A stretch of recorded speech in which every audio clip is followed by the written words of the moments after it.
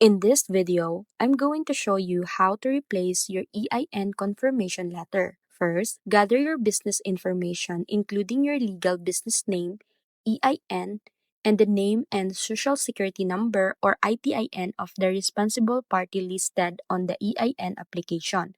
Then, contact the IRS Business and Specialty Tax Line at 1-800-829-4933 during business hours, as replacement letters can only be requested by the business owner or authorized party over the phone. Once verified, the IRS will provide a replacement EIN confirmation letter either by mailing it to the address on file or guiding you through the process to obtain a copy.